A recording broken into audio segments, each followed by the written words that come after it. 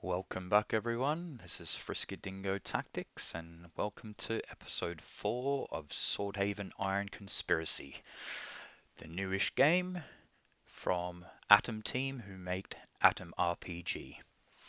Just continuing on with episode 4. In the last episode we encountered our first wee quest to help a local peasant with these carts. We lost our amulet to a mysterious stranger, and then we finished up by going up to the local forge to get a repair wagon wheel for the farmer. Okay, so we're just going to head back down to the farmer to help him with his cart problem. Oh, there's another farmer here. One-armed farmhand. A grizzled one-armed man raises a hand in warning, stopping you in your tracks. If you're aiming to travel through the fields, you best keep your trousers tucked in and have a stick at the ready. Why is that? Alack, we've got a vermin infestation. A whole pack of gods be damned dagger fangs. They've got daggers for fangs? Well, not really, but if one bites you, I ween you ain't gonna know the difference.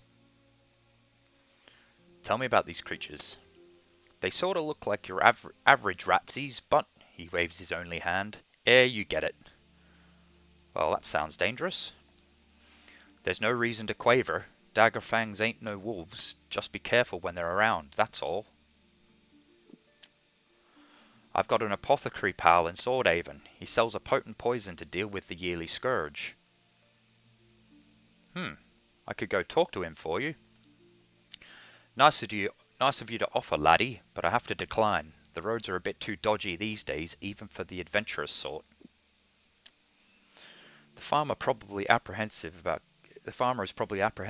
giving a large sum of money to someone he just met, and rightly so. Well, what if I get rid of the dagger fangs then? I guess you can slay him, if you're not too lily-livered. He scratches his ear. I'll even toss you some coin if you agree to see it done. You've got a deal. Much obliged. I'll be on the temple grounds at the end of the main road. Just don't get yourself nibbled to death. Those buggers are nasty in large packs. Take your nod and take your leave. Good luck. Alright, well there we go. That's our second quest.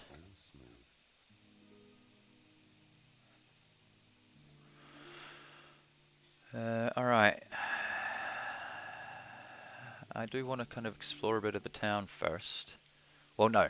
Let's go back and let's see where that's happened. We'll go back up to this farmer.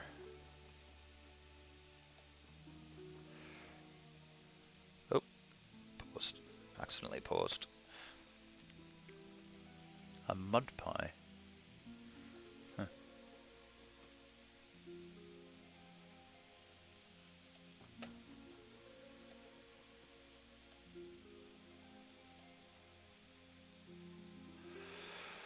Oh, there's wolves. Oh god, there's only 2 of them. Good. I've only got 20 hit points. Oh, the farmer's going to help us as well. Here, let me get in on the action. I want to be able to say that I helped.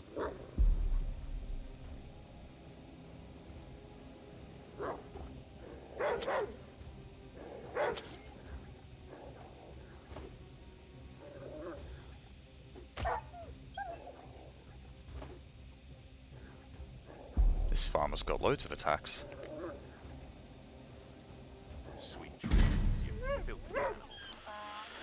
There we go. Nice one.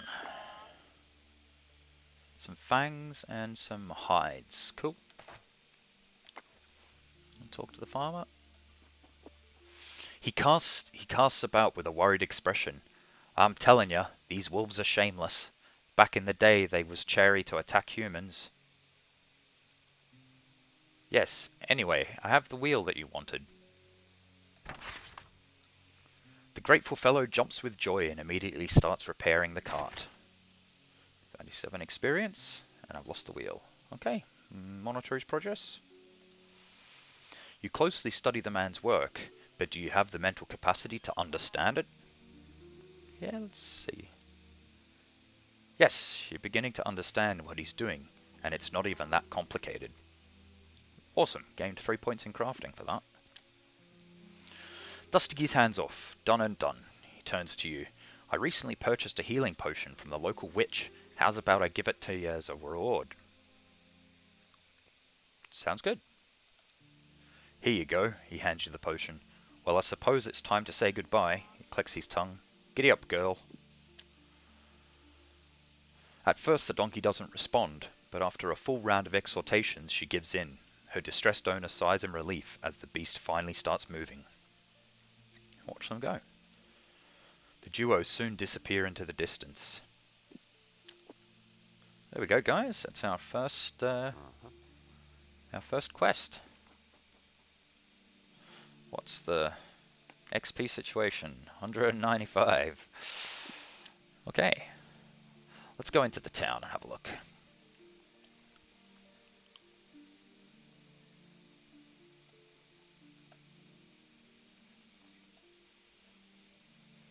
Talk to this woman.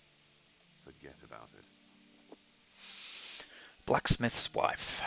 The woman offers up a wan smile, her doleful eyes meeting yours only for a moment. Excuse my surly humour, stranger. It ain't your fault. You're welcome in our village, especially if you need smithing done. What's making you sad, good woman? Oh, 'tis nothing important. Don't pay me any mind. Come, what is it? You can trust me. She sighs. Very well. Do you happen to know the old fiddler's ballad?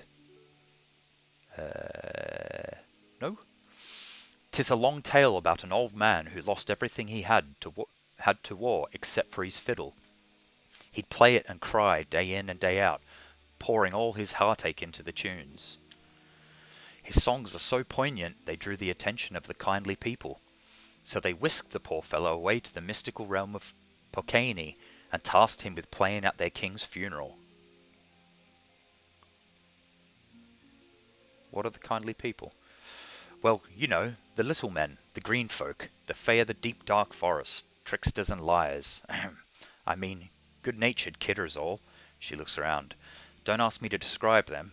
That kind of talk attracts their attention. Are they really that kind? Briefly forgetting her sadness, she leans in to whisper. Don't know nothin'. We speak of them with words meaning the opposite of what they really are. That befogs the wee blasties. Have you seen them yourself? No, thanks the gods, but I heard plenty of stories about their crooked ways from people I trust. Got it. Continue. Strange is the night when the black stars rise, and the eerie moons circle wicked skies, but the old fiddler fiddled through it all, bringing tears to the kindly people's eyes and warming their evil little hearts. After the king was buried, the old man was returned to the real world, and not as he was, but as a healthy young lad, a boon from the grateful dead. Strazd the minstrel sang me that ballad when he stayed in Clamreach, she sighs. Lately I can't help but ask myself, would I want to return to my youth and live it all again?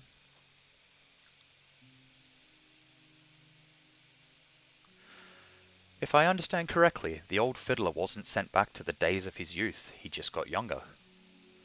You're a sharp one, ain't you? I suppose you're right. It's never said that they sent him back in time.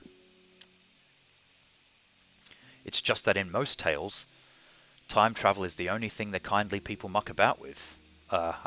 Playfully have fun with. So would you travel back in time if you could? I don't rightly know. I know I wouldn't. That's probably wise. After all, the dragon takes the memories of our past incarnations for a reason, so that we cherish every one of our lives like it was the only one we'd ever get. Can I ask you some other questions? I'm much too busy for idle chit-chat right now. Why don't you mosey on over to my husband's smithy? I'm sure he'll entertain you with all manner of prattle while you peruse his wares. At least tell me your name. The name's Miller, darling. Don't wear it out. Let's say I do need some smithing done. Then thank your lucky stars, because my husband is a blacksmith. I'll pay him a visit. Farewell. Be good, and if you can't be good, be careful. Okay, so that's the blacksmith's wife. Fine. We already talked to the blacksmith. What is that noise?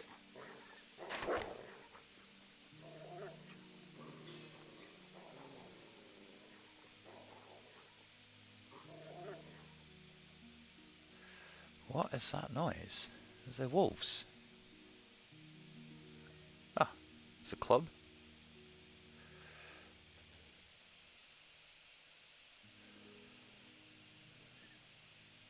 How do I find this club? Is it above or below the name? There we go.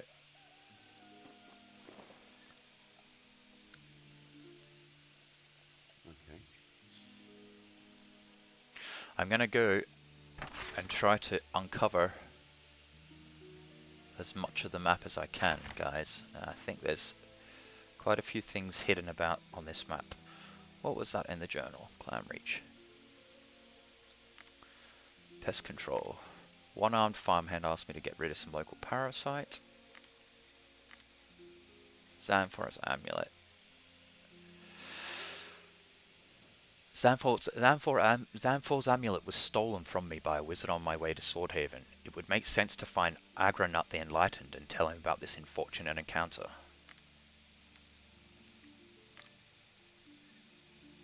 Okay, I think it was maybe just finding Clamreach.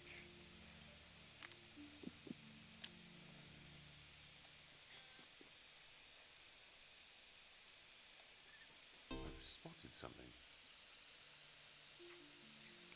Oh, there's a suspicious mound on the other side of the fence there.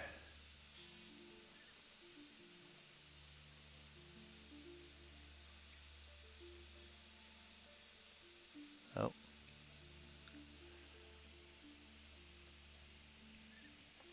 Gonna see what's out there.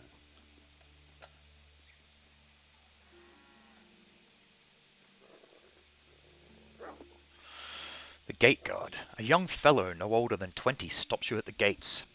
He squints and raises the stick he's using as a weapon, evidently an attempt at intimidation. Halt! Who goes there?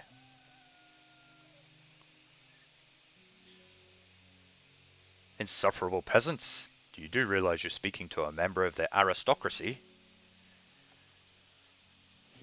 He's genuinely surprised. I'm sorry, I didn't know, my lord.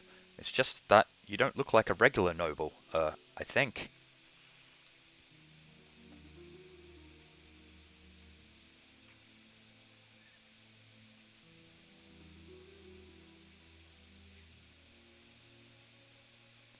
Oh, and how should a noble look, pray tell? He thinks about your question for a while. Well, I guess I should expect to see him mounted on a big horse with one of them fancy camelopard hide saddles, and a squire in tow carrying their weapons. Yup, that's about all of it. A horse, a fancy saddle, and a squire to lug your stuff around. That's what makes a noble in my eyes, but I could be wrong, I suppose. Listen, kid, I've been on the road for some time now. Of course I'm not looking my best. Oh, right, sorry, he frowns in thought. Then at least tell me this. You're coming from the north, yeah?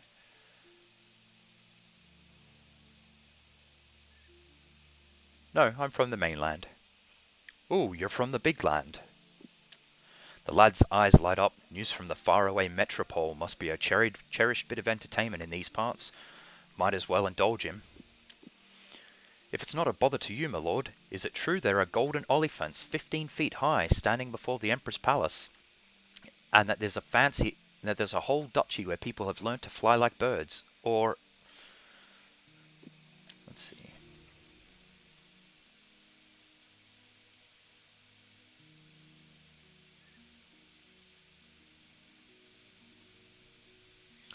Well, there are a couple of Oliphant statues in the capital, but I don't believe they're made of gold, and I've never heard of anyone learning to fly, albeit one scholar did sketch an idea for a flying machine.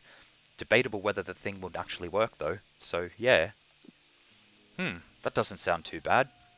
I mean, I would definitely take a whirl on a flying machine, as long as it's boat-shaped, of course. Just picture it, paddling through the heavens, catching sky fishes for your supper, nary a care in the world. Sure hope that fella's sketchings turn into reality one day. Maintain a meaningful silence. You can enter, my lord, he pauses. After all, it's much safer inside with them two nasty lizards on the prow near the beach. Ah yes, lizards, I know what you're talking about. You already met them critters. Yes, I had to fight my way past one of them. Oh wow, I hope you killed it. When we tried to drive them out, my pa got bit by one of those beasties. He was laying sick for 12 days he was. He frowns. There were two of them. A man and a wife, I reckon. But the worst part is, them scaly bastards made a nest in the sacred cave, where we keep a shrine to Durain, our patron god of fishing. Now that we can't honor him as we should, I'm worried he'll be less generous. I mean, the dragon is great, but he probably has better things to do than drive fish into our nets.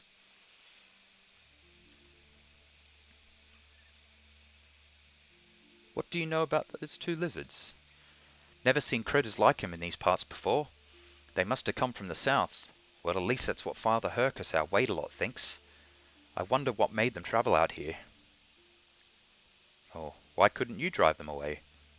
Oh, but we could, and we would. It's just after one of them bit my pa, we decided to come up with a real plan. Unfortunately, we've since been burdened with other troubles, and now we've got bigger things to worry about. Care to elaborate? It's, nah, don't worry about it. What can you tell me about this deity, Durain? Durain is one of the old local gods. The barbarians who lived here before us knew of him. Father Hercus says he was a bigger deal back then, though. You better ask him if you want to hear more. At any rate, nowadays we pay homage to Durain with gifts and prayers, and he makes sure our nets are always full of fish. I reckon that's enough to know he serves the dragon like we all do. You'll be surprised, but I slaughtered the monster in Durain's cave. Really? I think you'd need to see it to believe it. Stay right here, sir. Wide-eyed and emboldened by sudden hope, the lad darts off in the direction of the beach. Before you've even had time to get bored, he comes racing back. Phew, let me catch my breath. He takes a moment. Aye, those nasty critters are dead like, just like you told me. You're a proper monster slayer in the flesh.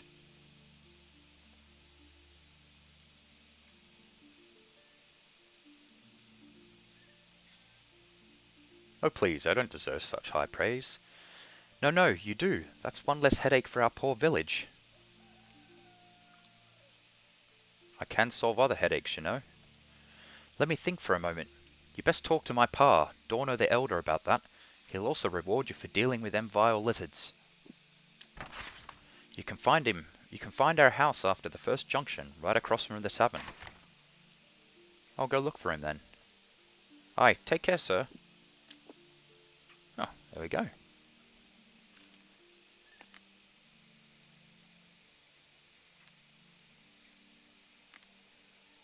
Get paid. Okay.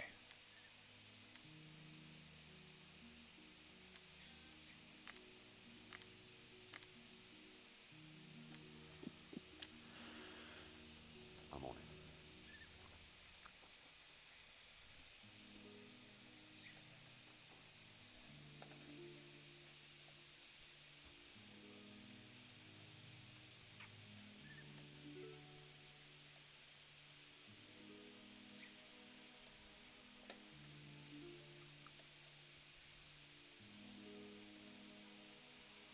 Oh, alright, little goat, you ran away.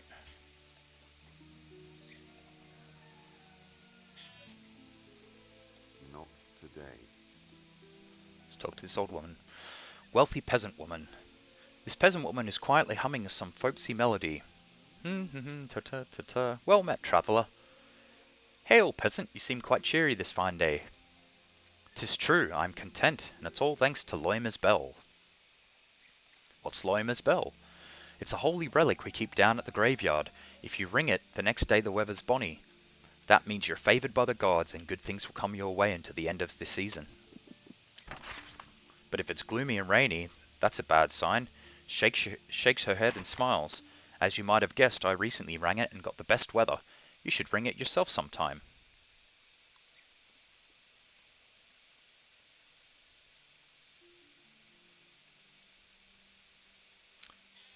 What if the next day's clear and sunny, but with a light bit of drizzle? Then your luck's going to be forced into the middle ground. If you're usually lucky, you'll become a tad less so for a while. But if you're the luckless sort, you'll have more good things coming your way, but not as much as hoped for. Did you just make that up? Gracious, of course not. I'm a respectable woman. After all, it's all in the legend, just like my nan told it, with every possible clause and exception included. Even something like, what if I fall dead from sunstroke that morn? Am I truly lucky then? The answer is yes, by the way. If you die from sunstroke, your good luck will be passed on to your closest friend or relative. What if I have neither friends nor relatives? Then for 5 whole days you'll be transformed into a vengeful spirit, with permission from the dragon himself to rain any kind of misery upon those who have wronged you in life. But what if the one who wronged me the most was myself? Well, that's a rare one, but I think the legend had a rule about that too. Her brow wrinkles briefly in thought. Ah yes, in that case you'll be reborn as a king, and with shockingly good looks to boot.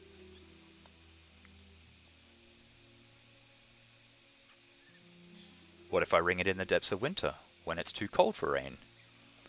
Then you should look for snowfall. If there's none, you're in luck. If it starts falling on the morrow, well, I'm sorry. What if I ring the bell during a terrible drought, when rainfall would be lucky for everyone? If so, the magic of the bell will compensate for the rain by making your misfortune way worse. What if there's going to be an eclipse the next day, but the weather is otherwise good? So long as it doesn't rain, you should be fine.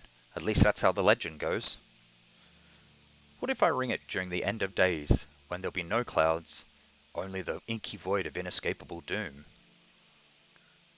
Dragon forbid, she makes a holy sign. If it's the end days, I doubt you'll get so much as a smidgen of good luck, despite there being no clouds in the doom void above. You'll probably be stone dead before you even get the chance to ring it. Gotcha. Now one more thing. Yes? Mind if I ask a few questions? I'm listening. What's your name? Luckney the Third, since it's the same name as me ma and nan. What can you tell me about the village? 'Tis a good place when there's no famine or pox, but if it's history you're after, better ask my husband. He knows it by heart. And your husband is? The village headman. Do you have any local wisdom to share? Of course, most know that if you drink from an animal's paw print at the exact start of the witching hour, you'll be cursed to walk the land twisted into that animal's shape. But the same happens when an animal drinks from a human footprint. You ask why are the woods still teeming with tribal bandits? They're all werebeasts, that's why. Got it, let's talk about something else. Go right ahead. Okay, well, have a pleasant day. She returns to what she was doing. Oh, the well. Before you stands the village well. Its old cobblestone foundation is cloaked in moss. Its wooden frame dark and beaded with moisture. Look in the well? You look in the well, but it's too deep and dark for you to see much.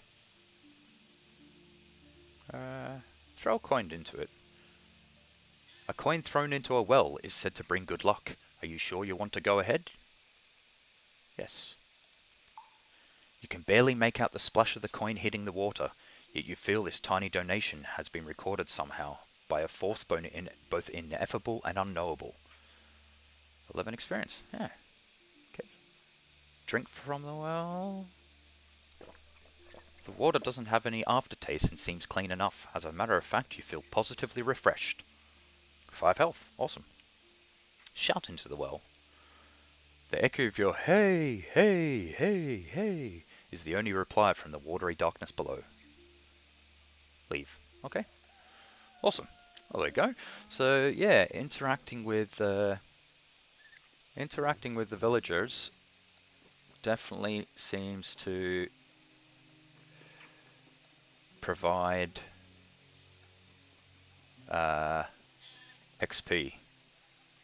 Um, Almost like they kind of want you to talk to everyone. Okay, alright, shall we go see the village headsman? Okay, so, headsman's house. So if I either go down here or across here.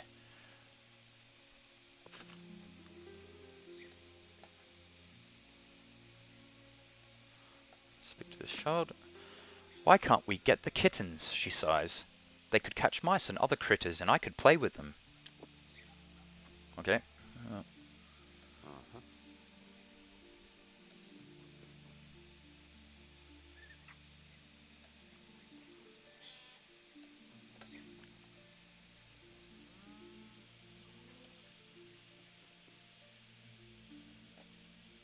Oh, there's a pouch.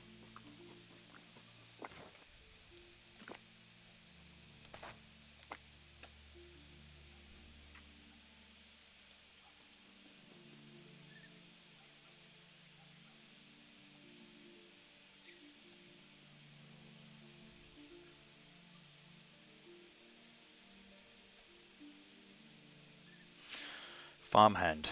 This broad-shouldered peasant lad waves to you. Well met, stranger. How goes it? Same old, just passing through. No, everything's fine, thank the gods. Good to hear, he smiles back. You're heading to Swordhaven, right? Why are you asking? Just want to know your plans. The gosh darn roads are as dangerous as a drunken barbarian these days. Well, that's too bad, because I intend to visit Swordhaven. Then here's a piece of advice for you. Keep your ear to the ground out on the thoroughfare. There are gangs of ne'er-do-wells roving the countryside. They mostly bark and no bite, of course, but some are real tough sons of Surti. I'm not saying you're faint-hearted. There's no shame in running if you're outmatched, he thinks. Even better if you can find a caravan going your way. It's much more fun to travel with good company. Well, why don't you show me the way? There's strength in numbers. Man, I can't. Got myself into some trouble not long ago.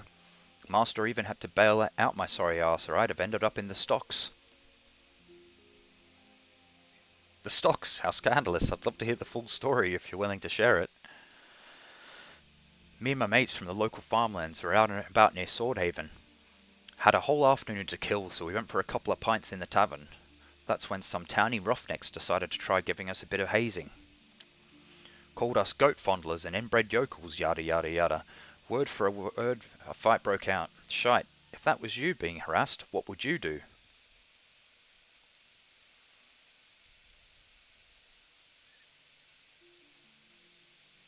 Why, I'd bash the scoundrels, that's only proper. Exactly. So I burst the biggest goon's fat lip wide open. He smacks his fist into an open palm, and just like that it turned into a huge brawl. Fists flying, the innkeeper whacking everyone on sight with his broom. A pig even got involved in the skirmish. He sighs. But the only fella the guards managed to grab and lock up in a barn was, you guessed it, me. Good gracious, that's unlucky. You're telling me. They wanted to put me in the stocks, and you know what could happen when you're forced to kneel there for days, and worse. Nights, face down, arse up, I mean. I don't know personally, but I've heard stories. Oh, God. Thankfully, the village elder bailed me out the next day. God's bless that man. He was making a delivery to the Swordhaven fish market when he heard about my troubles and came rushing to help. Now my only wish is to repay his kindness.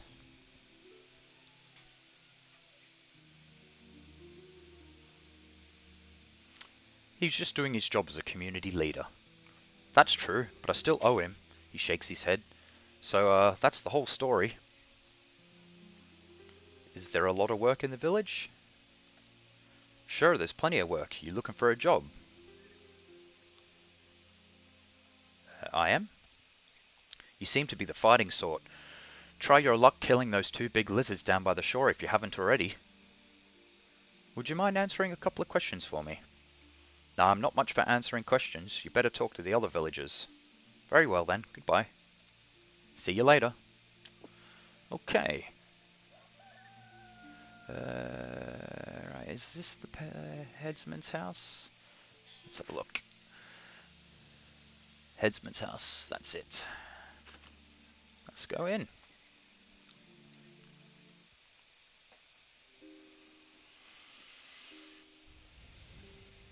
Fine, I'll do it.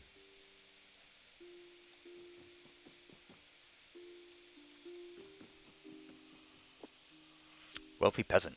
This burly middle-aged man is staring grimly at a clay bottle of some local hooch. When you approach, he raises his head and greets you with a simple "G'day." Greetings, good peasant. I hope I'm not bothering you too much. A wee bit, aye, you are. He pauses and sighs. Excuse me, stranger. I suppose it's not your fault. The times, they be tough. You're Dorno the Elder. I take it your son sent me. Oh? Mildly interested. What's that boy up to now? I've slain the lizard beasts that were plaguing your village. He told me to speak to you about it. You killed them buggers, really? Enthusiasm seeps into his voice. That's a big weight off my shoulders. You've earned yourself a fat purse of 50 dinars, friends. Should I try haggling? 50? Please, for those monsters, I'm sure you can do better than that. Begging your pardon, friend, 'tis all I've got. Alright. I don't have very good haggling. Maybe I should not do that. Hopefully it doesn't affect their reaction to me. I guess it's better than nothing. Here you go. Do you have any other problems around here? Aye, we do. He stares you down. What are you offering to help?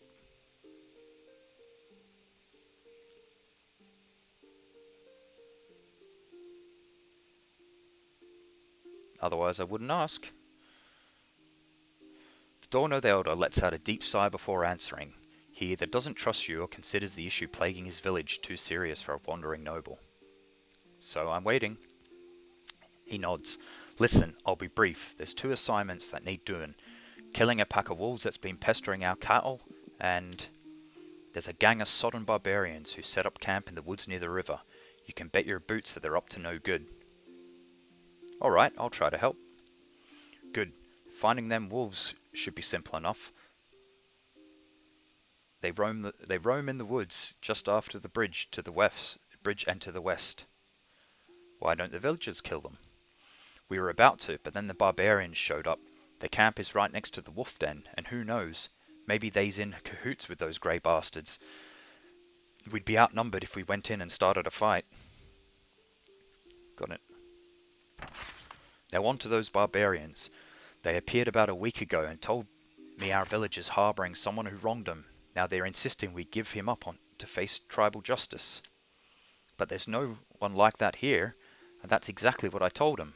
Yet they carry on at their camp, spying on us, upsetting my people, and scaring away caravans. This has gone on long enough. You go ahead and settle this matter in any way you see fit. Chase them away, fight them, just make them disappear. Do that, and you'll have everyone's gratitude.